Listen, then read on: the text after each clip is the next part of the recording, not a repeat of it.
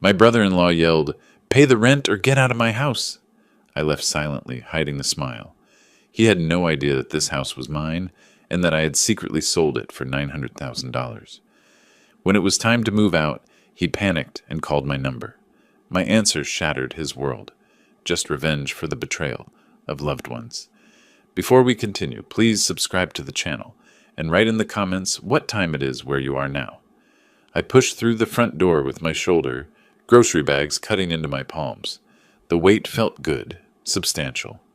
I'd bought the expensive salmon, the French Chardonnay Alma mentioned last month, fresh asparagus still dewy from the market. Small things, offerings. The living room stopped me cold. My leather armchair, the one I'd read in for 30 years, sat crammed against the far wall, facing nothing. The mantel where Sarah's photo used to smile down stood bare except for Stuart's motivational poster. Success is a choice. My reading lamp lay unplugged on the floor. Stuart's massive desk commanded the center of the room now, his ergonomic chair, his filing cabinets, his territory markers scattered across what used to be my space. I shifted the bags and moved toward the kitchen. Alma glanced up from her laptop, her eyes sliding past me like I was furniture. Not even a hello. Just that brief, dismissive flick of attention before returning to her screen. "I picked up everything for tonight," I said, setting the bags on the counter. "That organic salmon you love, the French Chardonnay. You got the wrong butter again." She didn't look up. I pulled out the butter, examined the label. "I thought this was the one you asked for." "It's fine. Whatever." Her fingers kept typing. I began unpacking slowly, organizing items on the counter. The asparagus, the salmon wrapped in butcher paper, a lemon for the fish. My hands trembled slightly, not from weakness, just the lingering tension from this afternoon's appointment. "Dr. Morrison's words still echoed. "Arrhythmia. We'll need to monitor this." But I'd pushed that aside. Tonight was about family, about creating something warm. Stuart emerged from his office, saw me, released a heavy sigh. "We need to talk." "Of course." I folded the empty bag. "Let me just finish putting these away. Now, Ray, this is important." I turned to face him, reading his expression. Rehearsed. Whatever this was, he'd practiced it. "All right. Should I make coffee?" "Don't bother." I left the groceries half unpacked and followed him to the dining room. Alma closed her laptop and joined us, her face carefully neutral. They'd coordinated this. The realization settled in my chest like a stone. "I'll start dinner in a bit," I said, trying to salvage normalcy. "Just need 20 minutes." "After," Stuart said, so I sat. Stuart remained standing, his posture straight, hands clasped behind his back like he was addressing a board meeting. "Ray, this situation isn't sustainable. You're living here rent-free, using utilities, taking up space. Starting next month, we need $1,500 monthly rent, or you need to find another place." The fork I'd been fidgeting with went still in my hand. I set it down carefully, the small clink against the plate too loud in the silence. "This is my house," I said quietly. "I designed it. I built it." "Actually, we all live here." Stuart's voice carried that patient tone people use when explaining obvious things to slow children. "And we all need to contribute." I turned to Alma. She was staring at her placemat, tracing the edge with one finger. "Alma, you agree with this?" Her eyes finally met mine, and what I saw there hurt more than Stuart's words. Distance. Resolve. "Dad, we have expenses too. It's only fair." "Fair?" The word tasted bitter. "I'm your father. And we're adults. This is just business." Business.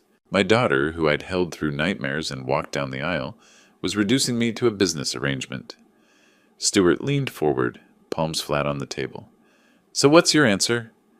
The dining room pressed in around me, this room where we'd celebrated Sarah's last birthday, where Alma had told us she was engaged, where I'd sat alone after the funeral, picking at casseroles. Neighbors had brought my room, my table, my house. "I need to think about this," I managed. "You have until the end of the week." Stuart straightened, satisfied. 1,500 monthly or start apartment hunting. The chair scraped against the hardwood as I stood, my hands finding the table's edge and gripping hard enough that my knuckles went white. Both of them watched me, Stuart with that business-like patience, Alma still unable to hold my gaze for more than a second. I turned away from the table, my shoulders rigid, and walked toward the kitchen where the salmon still sat on the counter, waiting to be prepared for a family dinner that would never happen. I lay in the narrow bed, staring at ceiling cracks I'd memorized over sleepless months. This room, Alma's childhood bedroom once, with its window seat where she'd read fairy tales, was now my exile. The walls still held the faint outline where her bookshelf had been. Outside, an engine started. I rolled to the window and watched Stuart's Tesla glide down the driveway, red taillights disappearing into the pre-dawn darkness. 6:30. His gym routine, faithful as clockwork. He'd be gone 2 hours. I needed those 2 hours. I dressed in yesterday's clothes and moved through the quiet house. No coffee brewing yet, no lights, just the gray stillness before sunrise. When I reached the master bedroom, my bedroom, the one I'd shared with Sarah for 28 years, I stopped. My hand hovered near the door. I knocked softly. "Dad?" Alma's voice came muffled and sleepy. "What time is it?" "We need to talk, before Stuart gets back." A long pause. Then, "Give me a minute." I waited in the hallway, noticing details I'd been too numb to register before. My medical degree no longer hung on the wall. My engineering certifications, gone. In their place, Alma and Stuart's wedding photos, their vacation shots from Maui, their life expanding into every space mine had occupied. The bedroom door opened. Alma stood there in pajamas, arms crossed, eyes puffy. "Kitchen," she said. She made coffee while I sat at the table. Her movements were automatic, mechanical. Scoop the grounds, pour the water, wait for the drip. Anything to avoid facing me. "Alma, about last night." "Dad, please, it's too early." "When then? When would be a good time to discuss my own house?" She turned, coffee pot forgotten. "That's not how Stuart meant it." "How did he mean it, then?" "Dad, you have to understand. We have expenses, too. This is just fair." I leaned back, studying her face. When had she learned to look at me this way, like I was a problem requiring a solution? "Fair? Charging rent to live in my house?" "You're living in our space. We're the ones maintaining it, paying utilities, putting money into improvements." "Improvements I never asked for." "That's not the point." She poured coffee with sharp, angry movements. "We're the ones living here, Dad. We're the ones who've made it a home again." "Again?" "It was always a home. My home. After Mom died, you were just existing here. We brought life back." The words landed like a slap. I absorbed them silently, watching steam rise from my cup.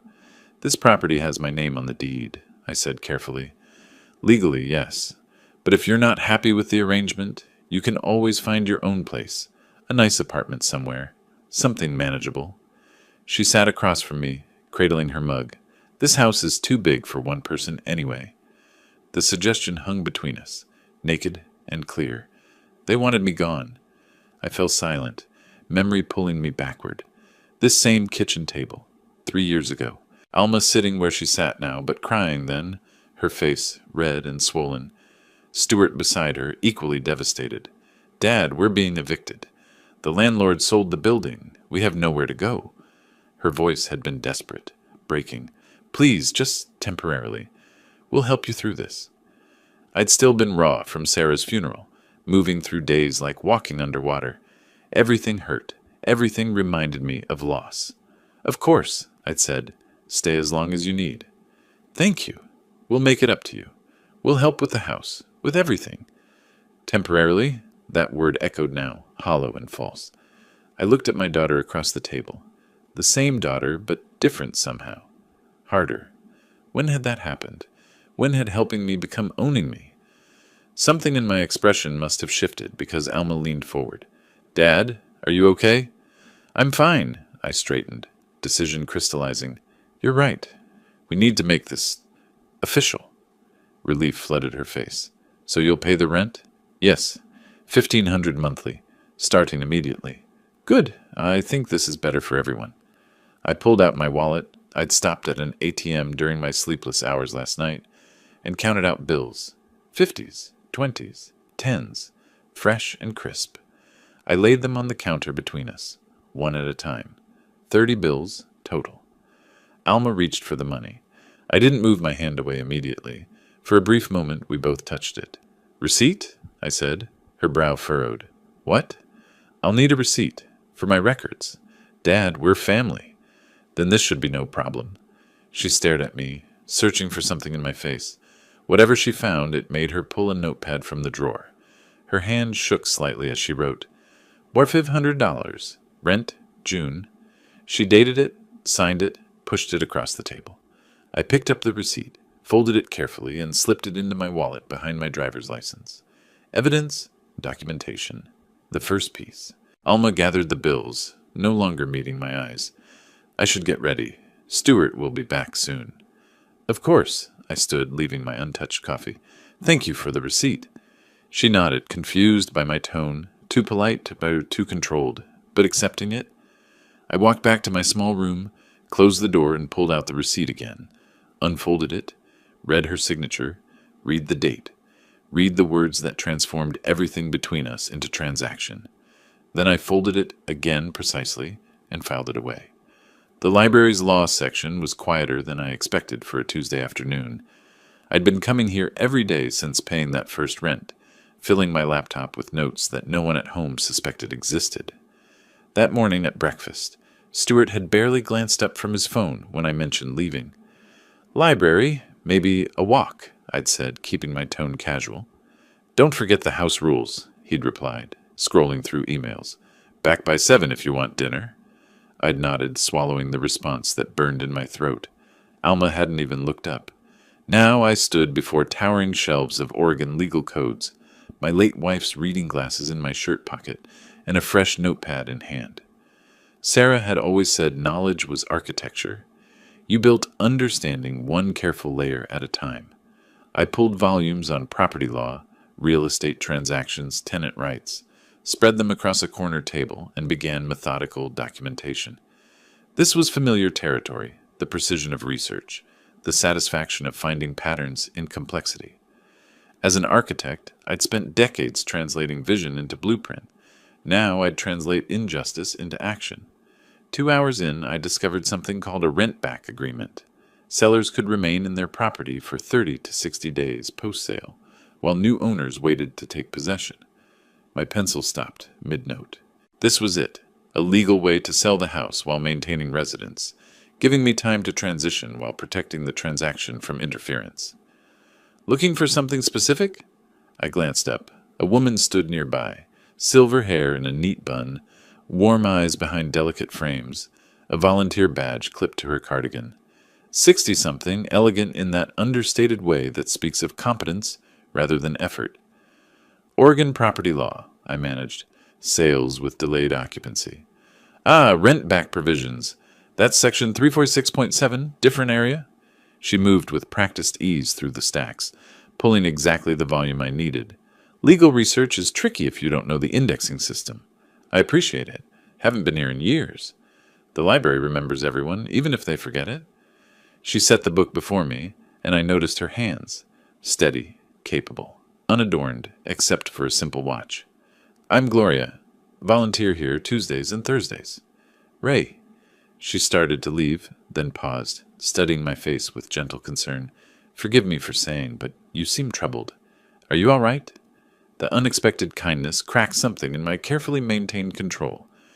Just working through some family complications. Those are often the most difficult. Family can love us and hurt us in the same breath. That's exactly right. Her expression held understanding without pity. Well, whatever you're facing, knowledge is a good first step. I'll leave you to it. I watched her walk away, then dove into the rent-back statutes. Oregon allowed 60 days maximum, required written agreement, legally binding. The seller maintained all ownership rights until closing. New owners couldn't take possession early without consent. My notes grew detailed. Find real estate attorney. Discreet listing. Buyers who accept rent-back terms. Document everything. The library's closing announcement startled me from concentration. I gathered materials. Checked out 2 books using my old library card, still valid after all these years. Gloria was at the checkout desk, stamping due dates. Found what you needed? I think I found a way forward.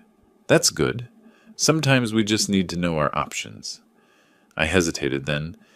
Thank you. Really. Something passed between us. Recognition, maybe. Two people carrying weight they hadn't chosen. The drive home felt different. Sunset painted the familiar streets in unfamiliar colors. My mind worked through logistics, timelines, contingencies, the architect in me sketching plans. I reached home at 6:45, 15 minutes before Stuart's arbitrary deadline. The living room furniture had been rearranged again. My armchair now faced the wall. Stuart emerged from the kitchen, arms crossed, blocking my path like a landlord addressing a problematic tenant. "We need to go over some new arrangements." My stomach tightened. "What kind of arrangements?" "House rules. Nothing unreasonable." He counted them off on his fingers like items on a corporate memo. "No use of living room after 8 p.m. We need quiet for work. 24-hour notice before having any guests. No cooking after 7. And keep your bedroom door closed. The house looks neater that way." Each rule was another small theft, another piece of my autonomy stripped away in my own home. Alma appeared behind him, silent reinforcement. "We're just trying to make this work for everyone," Stuart continued. "You understand, right?" I looked at him. This man who'd moved into my house 3 years ago with tears and promises of temporary help, who now stood in my living room, issuing edicts like some petty despot. "I understand perfectly." Something in my tone made Alma's eyes flick up sharply, but she said nothing. Stuart, satisfied with my apparent compliance, nodded and returned to his office. I walked to my small bedroom, closed the door as required, sat on the bed and spread my library books across the blanket like battle plans. My expression hardened with resolve. David Olson's office sat on the 14th floor of a downtown Portland building, all glass and steel. I'd spent 10 days researching attorneys who specialized in real estate transactions, looking for someone who'd understand discretion. Olson's reviews mentioned both competence and confidentiality. That's what I needed. The elevator climbed steadily, floor numbers illuminating in sequence. My reflection stared back from the polished doors, an older man in a pressed shirt, carrying a folder that held his future. This consultation would make everything real. No retreat after this. The past week and a half replayed in my mind. Stuart's satisfied smirk when I'd followed his new rules, Alma's indifference, the casual way they discussed my savings at breakfast like it was community property. Each memory crystallized my certainty. The doors opened. Reception area, professional photos on walls, diplomas in frames. Legitimate, serious. "Mr. Cook?" The receptionist smiled. "Mr. Olson is ready." I followed her down a quiet hallway, took a breath, and entered. Olson's office was organized chaos. Legal books lining one wall, a large desk with neat stacks of folders, client chairs positioned for conversation, not confrontation. The man himself stood to greet me, mid-50s, gray at the temples, assessing eyes behind wire-rimmed glasses. "Mr. Cook, please sit. Your call mentioned a property matter." I sat, placed my folder on his desk. Beginning was hardest. I need to sell my house, without my family knowing until it's done. His expression remained neutral. He'd heard unusual requests before. "Tell me the situation. I need full context to advise you properly." So I explained. My house, designed it myself 30 years ago. Daughter and son-in-law moved in 3 years ago, supposedly temporary. Now charging me rent in my own home, implementing rules, effectively squeezing me out. Olson listened, took notes, asked precise questions. "The property deed is solely in your name?" "Yes." "They have no legal lease agreement? Nothing formal? You're paying rent without a rental contract?" I pulled out the receipt Alma had written, laid it on his desk beside the deed, and my original architectural plans for the house. He reviewed each document carefully, his practiced eye catching details I'd worried over. "Mr. Cook, you have every legal right to sell. It's your property." He leaned back, steepling his fingers. "Occupants without lease or ownership are legally guests. They have no claim." Relief and fear mixed in my chest. "We'll need a discreet listing," he continued. "Buyers who accept a rent-back agreement. Oregon allows up to 60 days. You sell close escrow, but retain occupancy for 2 months. During that time, you find new housing and prepare to move. And they won't know until the new owners take legal possession. They'll receive an eviction notice 30 days before the mandatory move-out date." I absorbed this. How long does the process take? With proper buyers, 30 to 60 days for closing. I can connect you with a realtor who handles discreet sales. He consulted his computer. Portland market is strong. Your home in the Eastwood area, I'd estimate 880 to 920,000. After commissions and costs, you'd net approximately 850. Enough to start over, buy a smaller place or rent comfortably, live on my own terms. Olson's gaze sharpened. I need to ask, are you certain? This will damage family relationships, possibly permanently. They've already damaged the relationship. I'm just protecting what's mine. He nodded slowly. Then let's proceed. I'll have my paralegal prepare initial paperwork. Walking to my car afterward, I felt weight lift and simultaneously pressed down heavier. Events were in motion now, irreversible. Instead of driving straight home, I stopped at Central Library. Not really planning to, just hoping. She was there. Third floor, not at the volunteer desk, but sitting at a table with her laptop and books. Gloria looked up, recognized me, smiled warmth I hadn't seen in my own house for years. Back for more property law? No, I found what I needed. Are you researching something? Retirement planning, actually. Figuring out how to make my pension stretch, we talked. Conversation flowed naturally this time, two people discovering unexpected compatibility. I mentioned my morning walks in Laurelhurst Park, how the movement helped me think clearly. I love that park, she said. The rhododendron garden is beautiful right now. Moment of possibility, leap of faith. Maybe if you're there tomorrow morning around 9, near the pond. She paused, considering. Then, I could be. Small smile exchanged. Something beginning. I arrived home later than usual, just after 5. Entered quietly, heard voices from the kitchen. Stuart and Alma, not knowing I'd returned. The basement renovation would add at least $50,000 to the value, Stuart was saying. Your dad's savings could cover it. I froze in the hallway. He has that money just sitting there. Alma replied. It's wasteful. We should talk to him about investing in house improvements. Frame it like it benefits him too. What about the garage? We could convert it to a studio apartment, rent it out. Even better, another income stream. This property is wasted on someone who doesn't use it properly. I stood there, unseen, absorbing every mercenary word. They weren't just squeezing me out. They were planning to extract every dollar I had first. Every word validated my decision. I cleared my throat deliberately. Conversation stopped. Guilty silence. I walked into the kitchen, face carefully neutral. I'm back. Going to my room. Alma forced brightness into her voice. How was your walk, Dad? Enlightening. In my bedroom, door closed as required, I sat on the bed and pulled out David Olson's business card. His direct number was written on the back in his own handwriting. My hand stayed steady as I looked at it. The realtor's text came through at 9 in the morning. Buyers confirmed for 2 o'clock viewing. You're sure about the timing? I was sure. Stuart and Alma had left for Seattle the night before.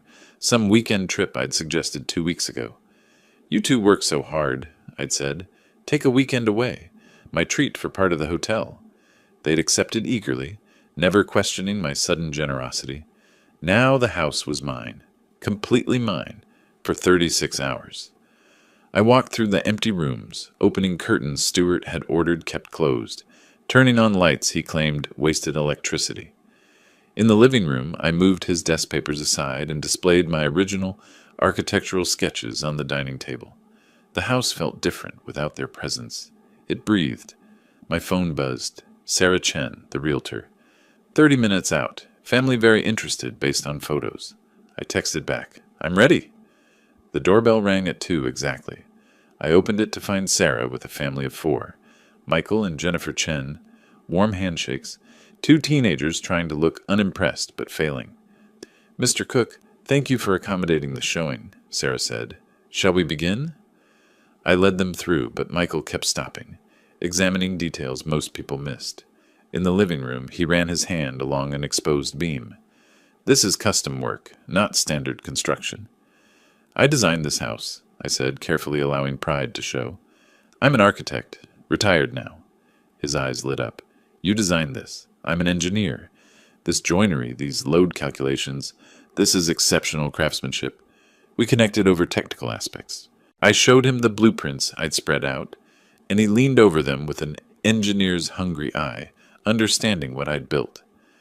Jennifer drifted to the kitchen, testing the flow of space, approving the natural light and garden view. The teenagers disappeared to check the basement and yard. The craftsmanship is remarkable, Michael said, tracing structural lines on the blueprint. You don't see this attention to detail anymore. I watched this family interact with my house, actually seeing it, appreciating it, and something tightened in my chest. After the tour, they huddled in the living room discussing quietly. Sarah pulled me aside to the kitchen. They love it, want to make an offer. I kept my voice neutral. What are they thinking? Full asking, 900,000. Quick close, 30 days if possible. My heart hammered, but my face stayed calm. The rent-back agreement? I explained it. 60 days post-closing. They're fine with it. They're renting now anyway, can wait. Michael approached before I could respond. Mr. Cook, this house is special. My wife and I have been looking for 8 months. This is the one. It's been my home for 30 years. We'll take care of it. His sincerity was unmistakable. I can see this was built with love. Jennifer joined us. The kids already picked their rooms. That never happens. We discussed the offer. 900,000, 30-day close, 60-day rent back, minimal contingencies. Everything aligned perfectly. Too perfectly to refuse. I need to think about this, I said. It's not an easy decision. Sarah, professionally tactful. Of course, though I should mention, in this market, properties like this don't last. The Chens can have their earnest money ready Monday. Mr. Cook, Michael said, I respect this is your home, but we'd be honored to be its next family. I paused, letting the moment stretch. Let me discuss with my attorney. I'll have an answer by Monday. They left, teenagers already planning their rooms.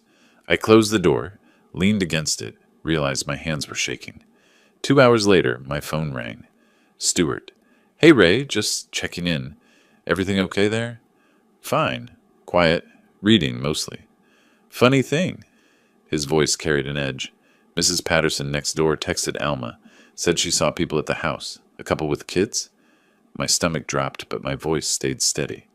Oh, that. Old friend from my architecture firm. Wanted to show his family the house I designed. Gave them a tour. You didn't mention having visitors. Didn't think I needed to. They were there an hour. The house rules say 24-hour notice for guests, Ray. They're old colleagues. It was spontaneous. Pause. Rules are rules. We'll discuss this when we get back. Then, actually, Alma and I were talking. We should formalize things more. Get some paperwork done. Paperwork? Yeah, we've put a lot into that house. Improvements, maintenance. We should document our investment, protect our interests.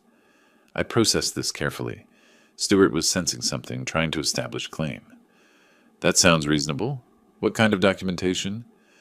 Receipts for the work we've done. Maybe talk to a lawyer about equity sharing or something, since we've been maintaining the place. I see. Well, if you want to consult a lawyer, that's your right. Good. We'll set something up next week. Just want everything fair and legal, you know? Absolutely. Fair and legal is important.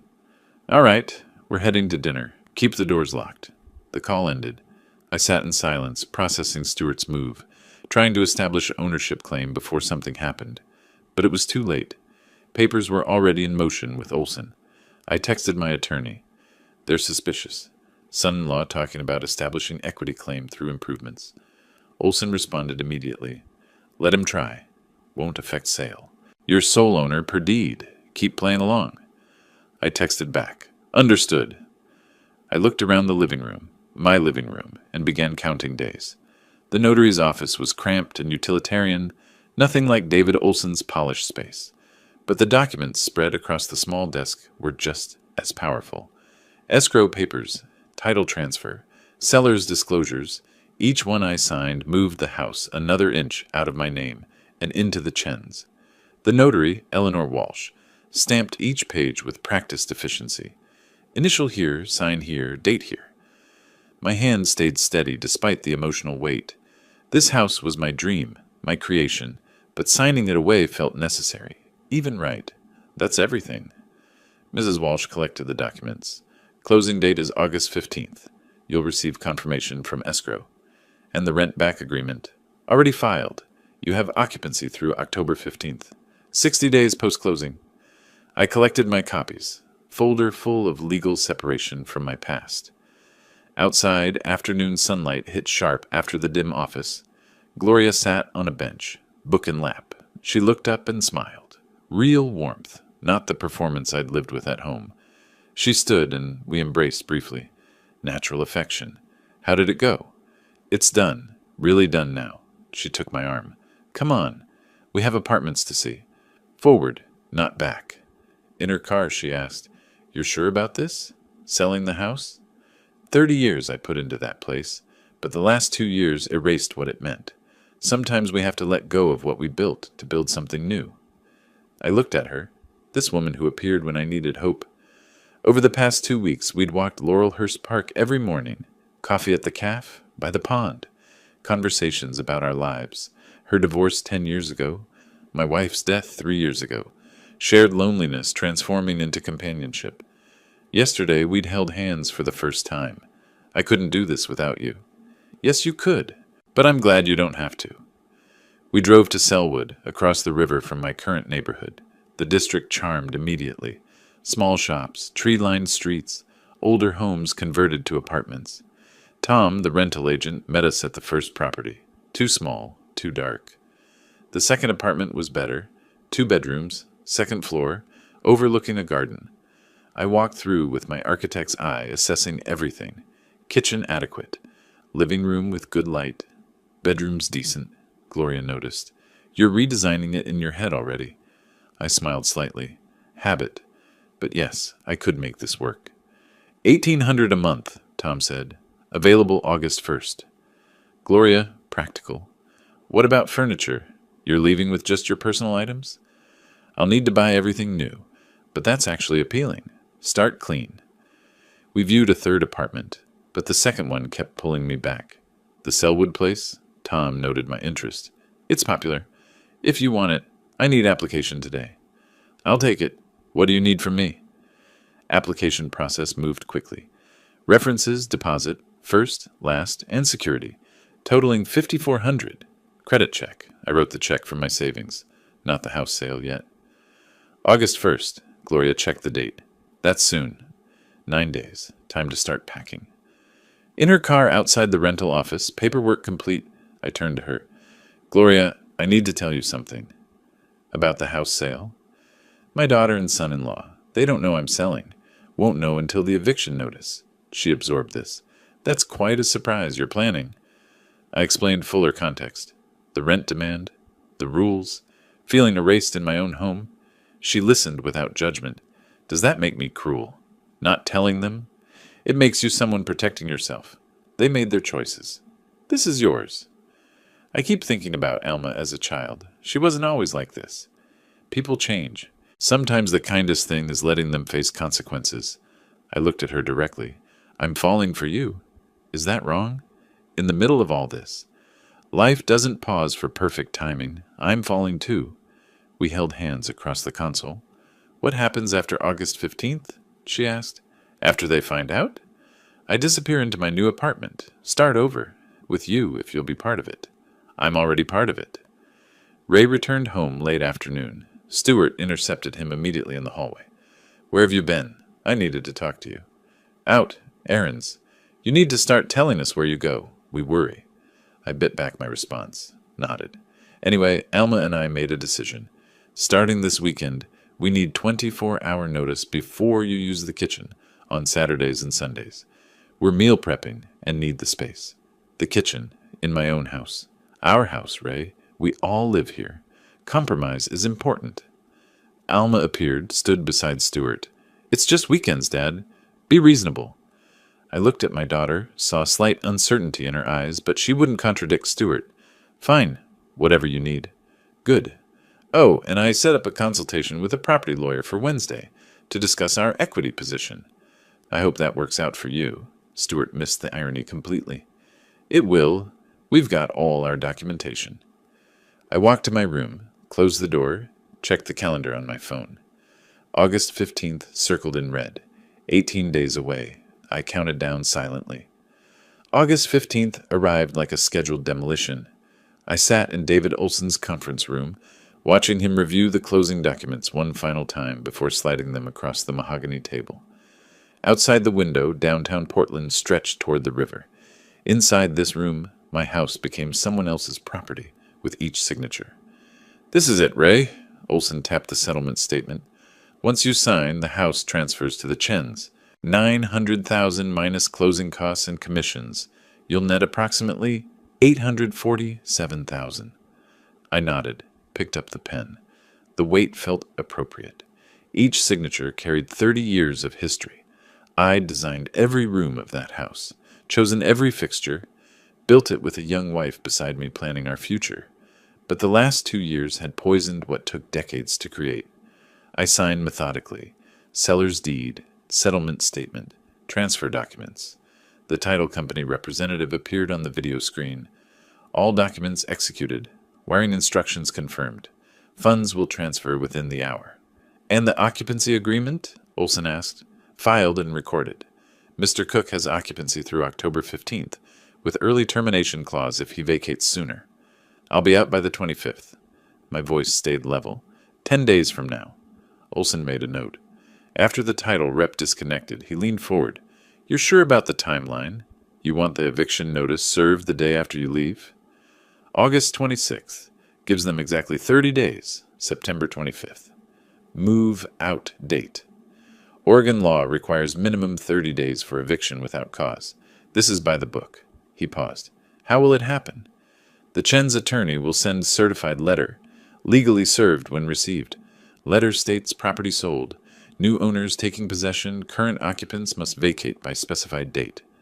And if they refuse, then the Chen's file for eviction with the county. Sheriff serves papers. They'll leave." Olson studied my face. "Ray, are you ready for the fallout? Your daughter will be devastated." "My daughter devastated me for 2 years. She made her choices." He accepted this, handed me my copies of the closing documents. My phone buzzed. Bank notification. $847,000 deposited. Years of work, converted to numbers, now funding my escape. "It's done," I said. "You're free." I returned home early afternoon. Stewart's door was closed. Video call in progress. Alma sat at the kitchen table with her laptop, barely glancing up. I moved through the house like a ghost, went to my small bedroom, and began systematic removal. I'd been doing this for days in small amounts they hadn't noticed. Today I accelerated. Clothes into suitcase, books into boxes. The framed photo of Sarah, the one they'd removed from the mantel, carefully wrapped. My architectural drafting tools from the closet, personal documents from the drawer. Each item was a memory, a piece of myself they'd tried to erase. I carried 2 boxes to my car. The trunk was already half full from previous trips. Returned for more. Alma glanced up as I passed through. "Moving stuff around, Dad?" "Just organizing, decluttering." "Good. Less clutter's better." She returned to her screen, dismissive. I made 3 more trips while Stewart remained occupied. By late afternoon, most of my essential belongings were packed. Stewart emerged from his office around 6, noticed my bedroom door open, saw the room looking sparse. "Ray, what's going on?" I kept my voice carefully neutral. "Organizing, getting rid of things I don't need."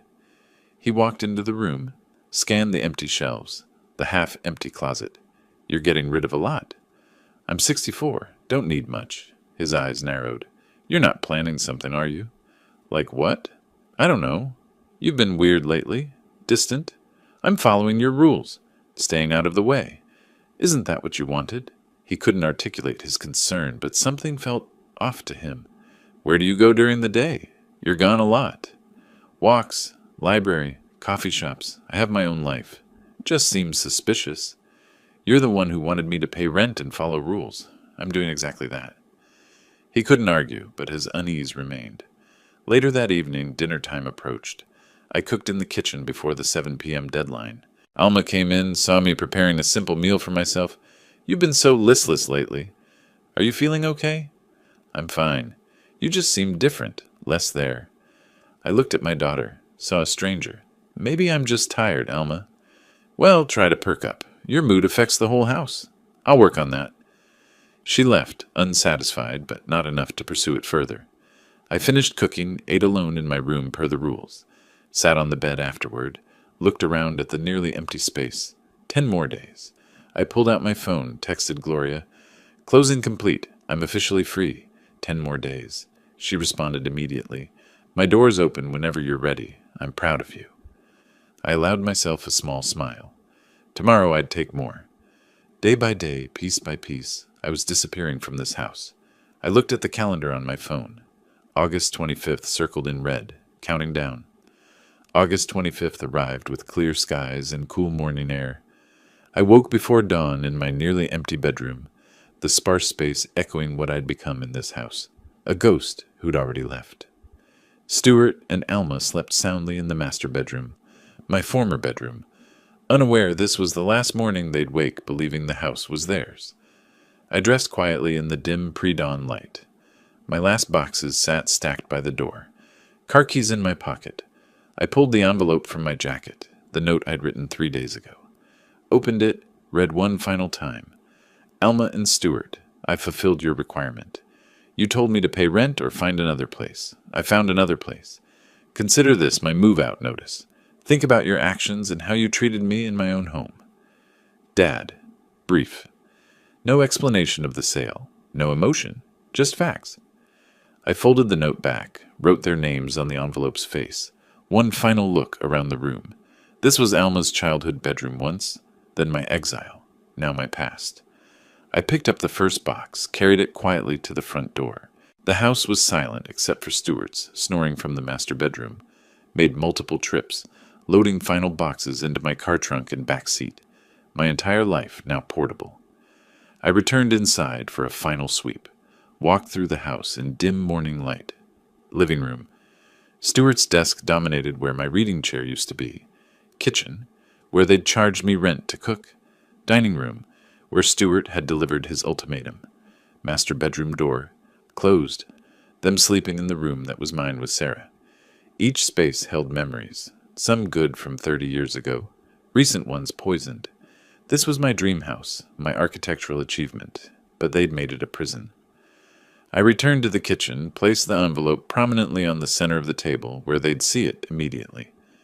Next to it, I set my house keys. Front door, back door, garage. Keys I'd held for 30 years. Releasing them felt both heavy and light. 6:15. Plenty of time before they woke. I took one breath, opened the front door, stepped out, closed it quietly behind me. Didn't lock it, not my house anymore in my mind. Walked to my car, didn't look back. Started the engine, pulled out of the driveway. Watched the house recede in my rearview mirror as sunrise began. Drove toward Gloria's neighborhood. 8:30. Alma woke first, stretched, comfortable. Walked to the kitchen in pajamas to start coffee. Saw the envelope on the table. Odd placement. Picked it up, saw their names. Opened it, read the note once, twice. Didn't comprehend. "Stuart! Stuart!" Stuart stumbled out, groggy. "What? What's wrong?" She handed him the note, speechless. He read it, confused. "What does this mean? Find another place? I don't know. Is this a joke?" Stuart walked to Ray's bedroom. Door open, room empty. Empty closet, empty shelves. Nothing personal remained. His stuff. It's gone. All of it. Alma joined him, stared at the barren space. Where did it go? This doesn't make sense. When did he move it? He's been doing that organizing thing? That must have been... He was packing. Right under our noses. First reaction was offense. How dare he just leave without discussing it? This is so childish. Leaving a note like we're roommates, not family. Stuart's face hardened. Good riddance, honestly. Now we have the whole house. Alma trying to convince herself. Right. It's actually better. More space. We should celebrate. He finally did something right. Left on his own. Next morning, August 26th. Stuart retrieved the mail, bills, junk, and a large certified letter. Sender, Patterson and Associates, attorneys at law, on behalf of Chen family. What's this? He opened it, began reading, his face drained of color. What? What is it? Stuart's voice shook. Notice of eviction. No, this says the house was sold. Alma grabbed the letter, read aloud. Notification of property sale and termination of occupancy rights. The property located at this address was sold by the legal owner, Ray Cook, to Michael and Jennifer Chen on August 15th, 2025. As you are not legal tenants or owners, you are required to vacate the premises by September 25th, 2025. Failure to vacate will result in formal eviction proceedings. Stunned silence. This is impossible. He can't sell the house. It's in his name. He designed it. Legally, But we live here. We have rights. Do we? We never signed a lease. We just moved in. Stewart grabbed his phone, called the law firm number. Receptionist confirmed. Property sold. August 15th. All documentation legal and filed. He demanded to speak to an attorney. Put on hold. The attorney confirmed everything. Ray Cook, sole owner, sold property, legally. New owners taking possession. Current occupants must vacate in 30 days. We've invested in this house. Improvements, maintenance. Without ownership or lease agreement, you have no claim. I suggest you begin looking for new housing. Stewart ended the call, face white. This can't be happening. Stewart paced, disbelief turning to fury. He planned this. The whole time. When? How long? That's why he was weird. The organizing, the empty room. Alma's voice came small. He sold the house. His own house. Our house. We've been here 2 years. No. Alma looked at the letter in her hands. It was his house. We were guests. Guests who paid for renovations, who maintained everything. Stewart, we charged him rent. So, he should have contributed. We charged him rent, in his own house. That's not the point. That's exactly the point. That's why he did this. Alma tried calling Ray. Straight to voicemail. Tried again. Same result. He blocked us. I'm calling a lawyer. We'll fight this. Alma's voice was quiet. With what money? In 30 days. Stewart's fury met reality. They couldn't afford an attorney. Couldn't afford quick alternate housing. Had no legal standing. Alma sat at the kitchen table with the eviction notice. Stewart called property lawyers who all said the same thing. No case. Must vacate. She stared at Ray's note on the table. Think about your actions and how you treated me in my own home. She finally understood what they'd done. 3 days after finding the eviction notice, Stewart was still calling every property attorney in Portland. I knew this because Gloria showed me the voicemails he'd left on my old phone, the one I'd stopped using the day I left.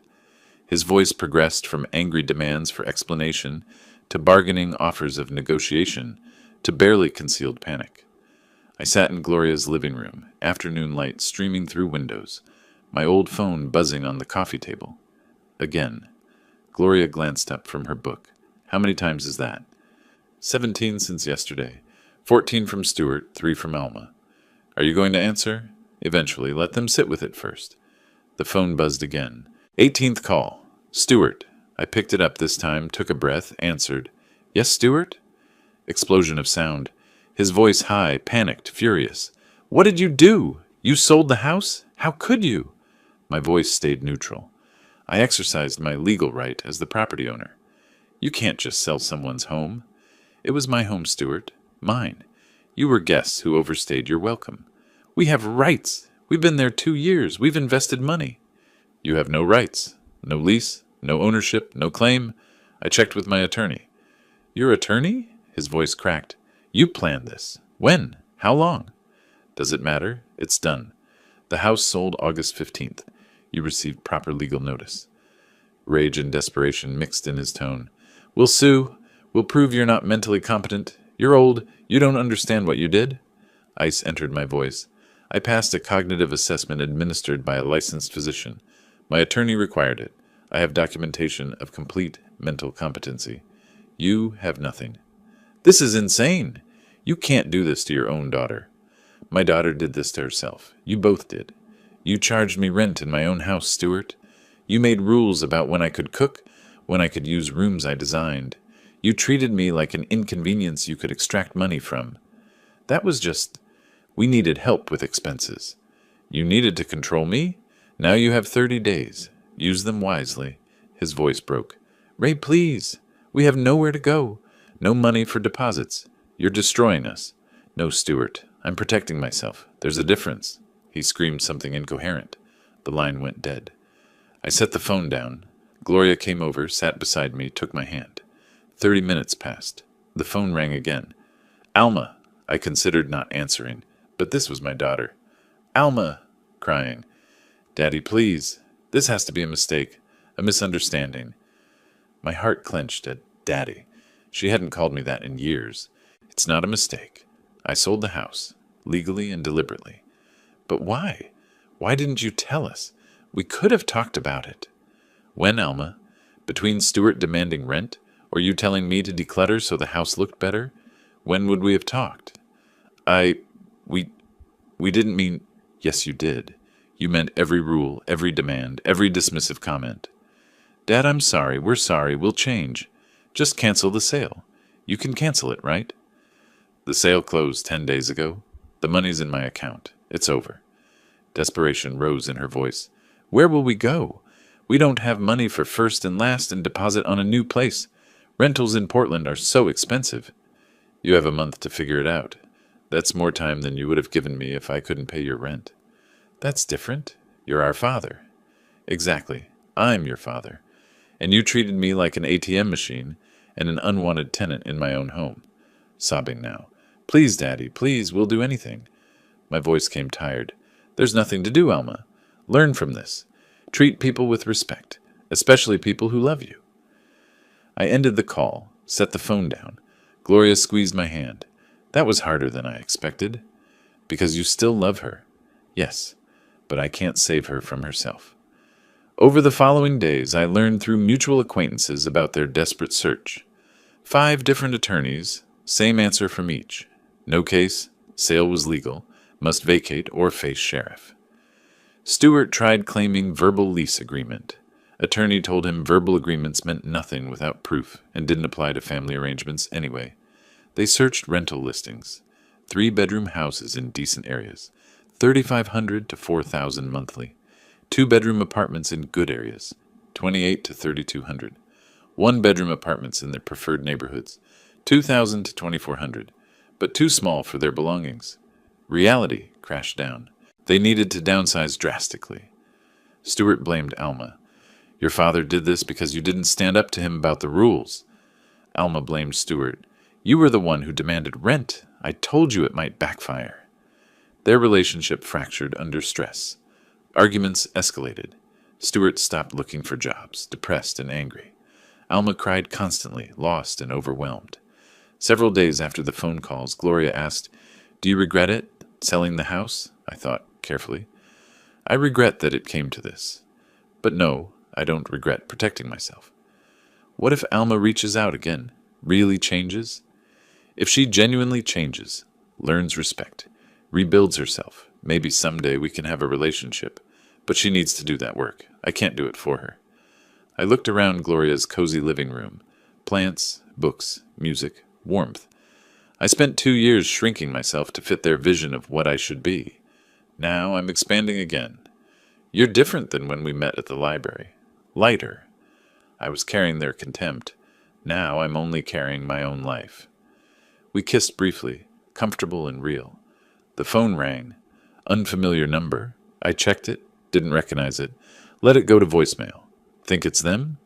Probably, using someone else's phone. I turned the phone completely off, set it aside. I'm not answering. We began cooking dinner together. Laughter from the kitchen. My old life fading. New one taking root. The last week of August felt surreal in its ordinariness. I'd moved into my Selwood apartment August 1st, and by month's end, Gloria and I had established routines. Morning coffee on the balcony, evening walks by the river, her teaching me basic piano. Meanwhile, across town, Stuart and Alma were packing their lives into boxes, confronting the reality of a cheaper apartment in a neighborhood they'd once avoided. I didn't visit the house, didn't drive by. That chapter was closed. My apartment suited me. Modest 2-bedroom, mine, and a small office where I'd started taking freelance architectural consultations. Work I loved, returning naturally. The space was honest. Clean lines, chosen furniture, my original sketches framed on walls. Gloria helped me arrange books on new shelves, music playing softly. I assembled the last bookcase, working with tools that felt right in my hands again. This place suits you, she said. It's honest. No rules about when I can cook. No quiet hours, just mine. Hours, maybe. I'm here often enough. I smiled. Hours, then. My phone rang. Unfamiliar number again. They're still trying. Different phones each time. You don't have to answer. I know, and I won't. Across town, Alma sat surrounded by boxes. Stuart cursed in another room about furniture that wouldn't fit their new apartment. She held a photo she'd found while packing. Her as a child, with me, my young face proud and loving. She'd been crying for days, truly seeing what they'd done. The memories played through her mind. Me bringing expensive groceries, her criticizing the butter brand, me following absurd kitchen rules, eating alone in my room, charging me rent, her father for living in my own house. That morning, finding my note, dismissing it as childish. Stuart had manipulated her, yes, but she'd let him, made choices, participated, watched me shrink. Stuart yelled from the other room, "Alma, these boxes aren't going to pack themselves." She made a decision. She needed to see me, apologize face to face, not for forgiveness, because it was right. She texted a mutual friend, "I need Dad's address, please. I know I don't deserve it, but I need to see him." An hour later, address in Selwood, with a warning, "He seems happy, Alma. Don't ruin that for him." I just need to apologize, really apologize. Next day, late afternoon. My doorbell rang. Gloria and I were having tea. Peaceful moment interrupted. I checked the door camera. New habit. Alma stood there, looking diminished. My chest tightened. "It's Alma." "Do you want me to stay or go?" "Stay, please." I opened the door. Alma looked older somehow, eyes red, humbled. "Dad, can we talk?" After a pause, "Come in." She entered, saw Gloria, recognized she was important to me. "I'm sorry, I didn't know you had company." "This is Gloria. Gloria, my daughter Alma." Gloria offered her hand. Alma shook it, saw kindness in Gloria's eyes, the kindness they'd denied me. We sat in the living room. Awkward silence. Alma struggled to start. "Dad, the apartment looks nice." "Thank you." Tears starting. "I came to apologize, really apologize, not to ask for anything, just to say I'm sorry." I listened, face neutral but not cold. "I've been thinking about everything we did, how we treated you, the rent, the rules, taking over your house like it was ours, making you feel unwelcome in your own home." I stayed silent, letting her speak. I was so caught up in Stuart's anger about his job, his need to control something, and I let him. I participated. I watched you become smaller and smaller, and I told myself you were just being difficult. She cried fully now. "You're my father. You raised me alone after Mom died. You gave me everything, and I repaid you by treating you like you were in the way." My voice came quiet. "Yes, you did. I know sorry isn't enough. I know I destroyed something between us. But I need you to know I see it now. I see what we did." I took a breath, Gloria's presence steadying me. "Alma, I love you. You're my daughter, and that doesn't change. But love doesn't mean accepting mistreatment." She nodded, wiping tears. "For 2 years, you and Stuart erased me from my own life. You removed my photos, my chair, my space. You charged me rent like I was a burden. You made rules about when I could cook in the kitchen I designed. I know. What hurt most wasn't the rent. It was the contempt. The way you looked through me, not at me. Like I was furniture that didn't fit your aesthetic. I'm so sorry, Dad. I needed to protect myself, to remember I had value. That's why I sold the house." She looked at me, really looked. "You look happy. Happier than I've seen you in years." I glanced at Gloria. "I'm happy. I'm building a life that respects who I am. I don't deserve forgiveness, but maybe someday, if I do the work, change how I treat people, maybe we could. Maybe, someday, if you truly change. Learn to respect others, especially people who love you. Build a life that doesn't require diminishing someone else. Stuart and I, we're not doing well, moving to a tiny apartment, fighting constantly. I think we might separate. That's between you and Stuart. But Alma, don't build a relationship on controlling someone else. That's not love." She stood to leave. "Thank you for seeing me, for listening." I walked her to the door. At the threshold, "I love you, Dad. I love you too, but I need distance right now. Focus on yourself. Become someone you respect." She left, broken but perhaps beginning to heal. 1 week later, September 25th arrived. The Chen family moved into the house. I didn't drive by, didn't watch, but I knew. I imagined Michael and Jennifer excited, teenagers choosing rooms, a family appreciating the architecture I'd designed. That evening on my balcony with Gloria, sunset coloring the sky. Today was the day. The Chens moved in. How do you feel? Sad for what that house was, relieved for what it stopped being, hopeful for what it'll become again. And us? How do you feel about us? Like I'm finally living instead of existing? We sat in comfortable silence. A week later, early September, music store downtown. I surprised Gloria. You mentioned your old piano was sold in the divorce. Time you had one again. She protested. Too expensive. I sold a house, remember? I can afford this. The salesman helped us choose. Upright piano. Beautiful tone. Gloria played a few notes. Her face lit up. I watched her.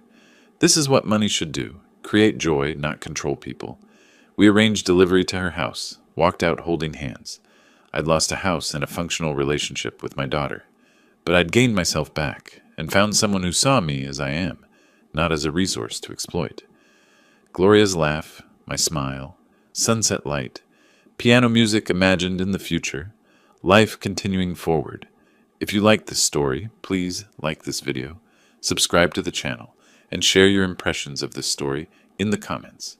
To listen to the next story, click on the box on the left. Thank you for watching.